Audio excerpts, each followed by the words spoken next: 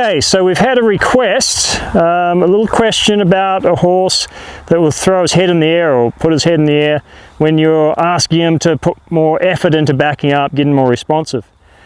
It's something that comes up from time to time, and it usually comes up around the question of wiggling the rope or using the rope in some way to back your horse up. So sometime towards the end of last century, I was taught to back a horse up side to side, wiggle in the rope to get them to go backwards. And then over the years, I've heard other people talk about using the rope up and down, and they don't put their head in the air, or using it by pushing a wave down like that, or flicking it away, a variety of things.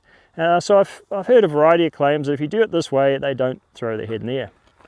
And I've tried, I think, every way imaginable of doing that. So let me just break it down a little bit for you. Firstly, if you're teaching a horse to back up using a rope, the head's going in the air. Okay, I don't care how you do it. If they do not know to back up and you're going to use the rope, their head's going in the air. That's the first thing. Second thing is using the rope is not a short range exercise. It's a medium to long range exercise. So we have to ask ourselves, does the horse know what's expected of them at that point? Do they know to back without their head in the air? And the reason the head in the air is such an undesirable thing, not so much just because it looks really ugly from a ground, on the ground point of view, but when we ride, particularly when they've got the weight of the human on, this is when it's really important that they actually think about tucking the nose a little bit, getting their pole up. So believe it or not, the head does need to come up. The pole needs to come above the withers to be optimal. So we don't want them actually that low in the back up. They want to use their hind. Now, if the head's up, I'm using this horse because I've put a lot of time and effort into getting to where he doesn't stick his nose forward with his head up. Why? Because that's exactly how he moved, forwards and backwards, actually.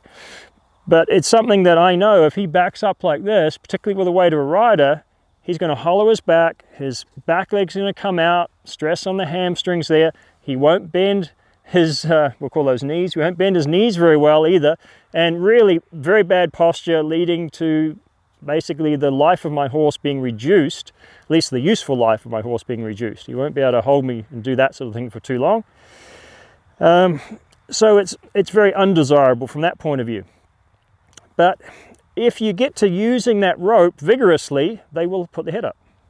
So the reason a horse won't put his head up when you do that is really if you don't have to do it. If they learn to respond earlier in the sequence of phases, they don't have to throw their head in the air. It's only when you get to those latter phases it happens. So here's a possible sequence you could follow. This is not a 5-minute wonder fix. This is something I personally have put a lot of time into with this horse, and in recent years I haven't really worried about it too much because he now moves more like a normal horse and less like a lawn dart. So I haven't emphasized it too much recently. But firstly, what I look for is my up close and personal backup. So this isn't even a driving backup. This is, can I ask him to follow a feel? Of course he's thinking. Now, I don't know if you noticed that, but as he went back like that, he started to back. That's not what I want. What I want is for him to tuck his nose. So this doesn't quit until that nose goes in there, okay? But I want the pole high. So I want him to find that the answer is actually to get tucking that nose in, because he would push that nose out. The pole is still high, it's where I want it. So I probably could back him and ask him to put his head down here, but that's actually not what I want it up here. So I'll teach him that. And that will take a consistency. Okay, so that will take multiple repetitions and the willingness to reward a softening above the backup. So above the backup, what I mean is the priority is that he gets soft and actually starts using himself a little better than just backing up. So you have to sometimes sacrifice the backup to get him, the little horse, to soften like that. Then secondly, I might want to drive him, which is a short to medium range game, generally speaking. Your using of the rope is a medium to long range game. So here I go. in order to get him driving backwards, of course he's probably going to take his neck up, his head up, and in this case his nose forward. So what if I was to introduce it in a way where I could still influence how he had his head, in which case I could release at the time I wanted to. Be warned, this is not something you want to do with every horse. You want to get to where this is no longer a threat to them, and this, which I refer to as the strike zone, isn't a big deal. Like having something flapping around here through all these blind spots. I know that's weird, Max, it's okay, mate. You know, it's not a big deal before you do this. It has to be like that. You can't be doing this with a feral horse. You get yourself in all sorts of trouble. But essentially, I'm going to ask him to back, and I'm going to say, can you speed up? And by the way, stay soft. So what will often happen is this will cause, that to happen. Okay, there's an increase of energy. There are some horses that if you put a little energy low, they actually will come down and kind of bend up and look at it. They usually are still a little concerned about it. So what you'll notice is they won't be coming in with the pole high, they'll be coming in with this part of their neck high. They'll be arching here. I could probably show you a horse actually that does that a little bit. So that shows there's just an element of concern with that.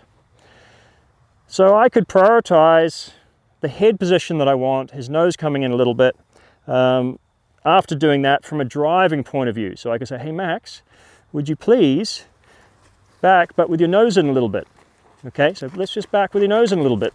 And he could kind of go, okay, well, yeah, okay, I can do that with my nose in a little bit. And if he loses it, it goes up, like, oh, we're still driving. Now, when you bring your head in, tuck your nose a bit, what happens? I stop. I stop then. So I'm actually I'm deliberately teaching him that head position under what could easily be perceived as pressure. Now, if I get to wiggling the rope, well, he's most likely going to put his head in the air.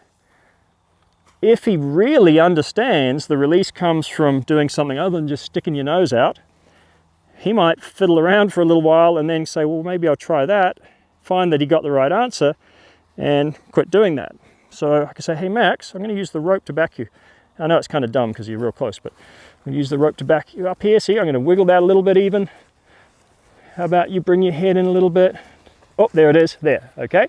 So you can see the wiggling of the rope causes the head to go up. Because of what he's pre-taught, he went, well, that sucks, how about and as the nose starts to come down, I release, okay? So this happens not because of a natural tendency, this happens because we've made an effort to teach him to move in a way that's actually beneficial for him. When he starts carrying a rider, you know, he's going to struggle if he sticks his head up and his nose forwards. But if a horse doesn't know, if they don't know how to back, their head's going to shoot right up. If you teach them to back wiggling the rope, that's for sure thing. I don't care how you wiggle it, what angle you wiggle it on, how you push it, their head's going to go up. And two, if they don't know a release can come when they give you a different frame or a different position, it's probably going to come up. So we got to pre-teach those sort of things.